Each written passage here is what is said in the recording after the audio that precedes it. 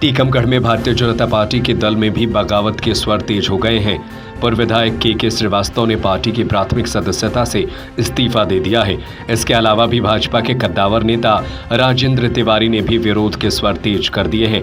बीते रोज एक निजी होटल में पूर्व विधायक के श्रीवास्तव एवं भारतीय जनता पार्टी के कद्दावर नेता राजेंद्र तिवारी ने एक प्रेस कॉन्फ्रेंस की, जिसमें उन्होंने कहा कि भाजपा ने जिस व्यक्ति को टिकट काट दिया है उसका नाम सर्वे में कहीं था ही नहीं। पार्टी ने निष्ठावान कार्यकर्ता के साथ धोखा एवं छल किया है, जिसका खामियाजा भारतीय जनता पार्टी को टीकमगढ़ में ही नहीं बल्कि प्रदेश में भी देखने को मिलेगा। उन्होंने कहा कि जनता भ्रमित है कि वो आखिर किसको वोट दे। 100 करोड़ रुपए का घोटालेबाज है तो दूसरा 63 करोड़ का घोटालेबाज।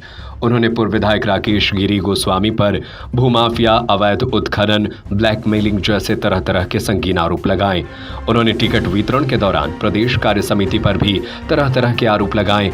पूर्व विधायक के श्रीवास्तव ने कहा कि हम 1 और 1 2 नहीं, हम 1 और 1 11 हैं। हम जनता के सामने विकल्प बनकर जाएंगे। आने वाली 26 तारीख को नामांकन दाखिल करेंगे।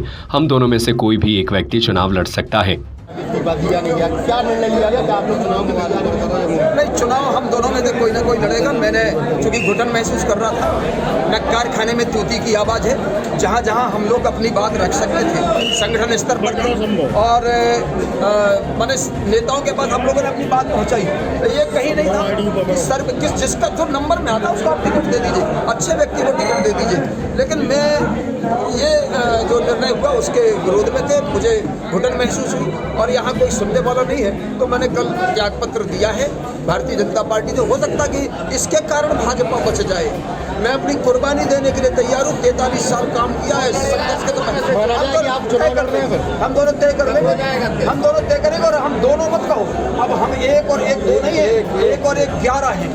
आप दो में से कोई एक चुनाव लड़ेगा, ये कब तय होगा? 26। ये आप मानो हम लोगों का तय है, हम लोग बस लड़ेंगे। फिलहाल भाजपा के लोग अब विभीषण कर भूमिका निभाते नजर आ रहे हैं, जो भाजपा की लंका लगाकर भाजपा की लुटिया डुबोने के लिए अग्रसर है।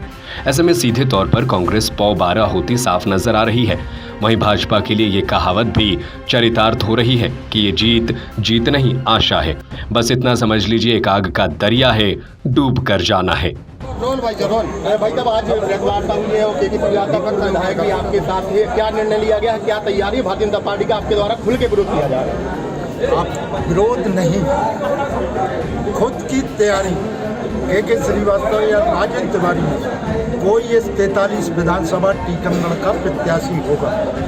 कौन दल होगा, कौन प्रत्याशी होगा, ये 26 तारीख को हम आपको बैठक में आमंत्रित करके सूचना देंगे। तो क्या आपके जो भी आपके समर्थक हैं वो भारतीय जनता पार्टी सब इस्तीफा देंगे? और क्या, जब हम लोग उस दिन 26 तारीख को अपनी तैयारी करेंगे तो इस्तीफा ही तो है। आपके पुत्र भी इस टाइम पे भाजपा के प्रदेश महामंत्री, उनकी क्या भूमिका रहेगी? वो जहाँ रहें वो जाने।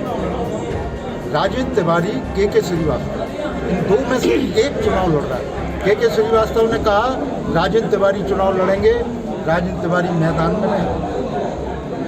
और अगर हमने तय किया कि के श्रीवास्तव जी चुनाव लड़ेंगे, के श्रीवास्तव के साथ रहेंगे, एक गाड़ी में एक साथ फार्म भरने हम दोनों जाएंगे। तैयारी में एक संचालन करेगा, एक वोट मांगेगा। टीकमगढ़ से अकरम खान की रिपोर्ट। मीठे रसगुल्ला के संगे चटपटा समोसा भी खाओ। पांडे जी मिष्ठान भंडार पे एक बार तो आओ। जो एक बार खाए बाको बार बार मन ललचाए। बुंदेलखंड के पांडे जी को रसगुल्ला सबके मन को भाए। पांडे मिष्ठान भंडार, बरुआ सागर बस स्टैंड।